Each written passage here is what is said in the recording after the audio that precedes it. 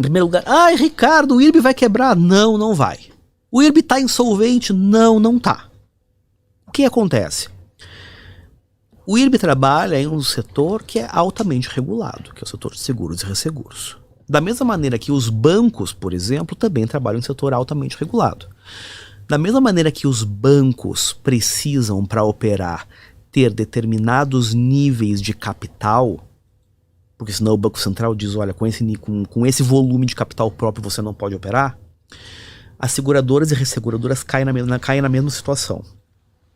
O que aconteceu com o IRB? Com os sucessivos prejuízos que ele veio apresentando ao longo aí dos últimos, 8 trimestres, desde que a verdade veio à tona, o capital próprio dele acabou corroído, né? Prejuízo atrás de prejuízo, atrás de prejuízo.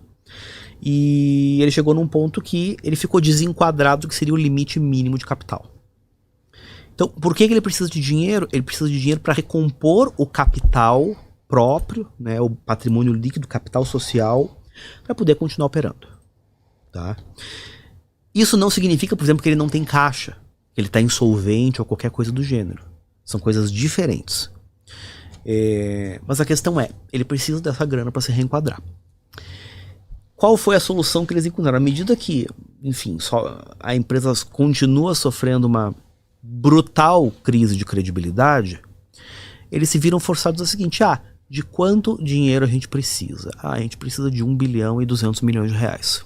Bom, a gente vai ter que emitir ações, mas a questão é, a que preço os investidores vão se dispor a subscrever as nossas novas ações? Aí eles chegaram à seguinte conclusão, bom, eu não sei a que preço eu vou conseguir colocar, mas eu sei de quanto dinheiro eu preciso. Então a variável sobre a qual eu tenho controle é sobre o número de ações que eu vou emitir. Então basicamente é assim, olha, eu preciso, digamos, eu preciso de 1 bilhão de reais. Se você topar comprar a R$1 por ação, eu emito 1 bilhão de ações. Mas se você quiser comprar a só 50 centavos, então eu vou emitir 2 bilhões, porque eu continuo precisando de 1 bilhão. Nossa, então... Qual é o grande problema do IRB? Eles precisam de 1,2 bilhão de reais e eles não têm controle sobre o preço e o mercado não está disposto a pagar. Então eles viraram e falaram, olha, nós vamos emitir de X a Y ações e os preços, né, o intervalo de preço disso significa que no melhor cenário para eles emitiriam essas ações próximas a R$2 e no pior cenário seria em aproximadamente 70 centavos. Nossa! Por que está caindo? Porque o mercado está antevendo que essa subscrição só vai sair próxima do limite inferior. Ou seja, talvez saia a menos de R$1.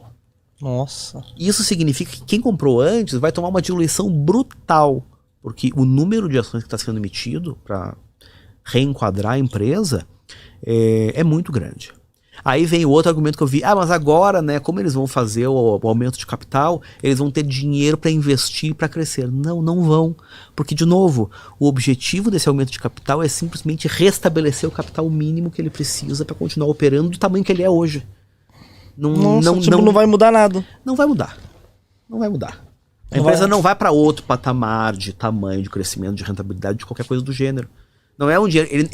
O IRB ele não está captando dinheiro para investir e crescer. Ele está captando dinheiro para repor o dinheiro que ele perdeu.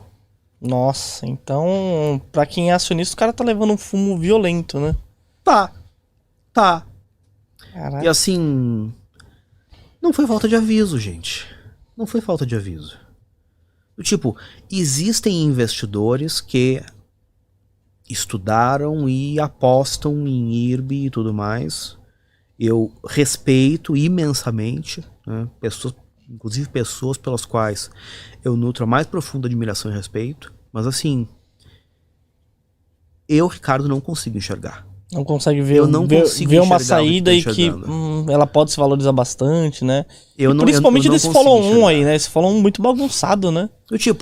Eventualmente depois do follow-on, dependendo do preço e dependendo de nós efetivamente vermos a empresa parar de sangrar do ponto de vista de prejuízos, eu acho que vai chegar um ponto que a gente vai poder chegar na discussão. Porque eu falei lá no começo, do tipo, não é o George Clooney, né? É o Ricardo.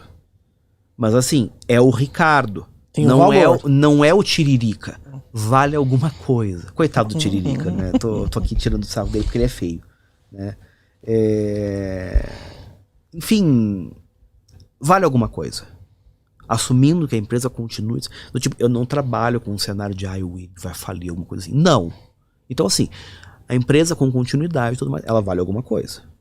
Só que para conseguir chegar nessa discussão, primeiro eu tenho que ver a empresa parar de sangrar do ponto de vista de resultados e eu preciso ver esse aumento de capital se decidir.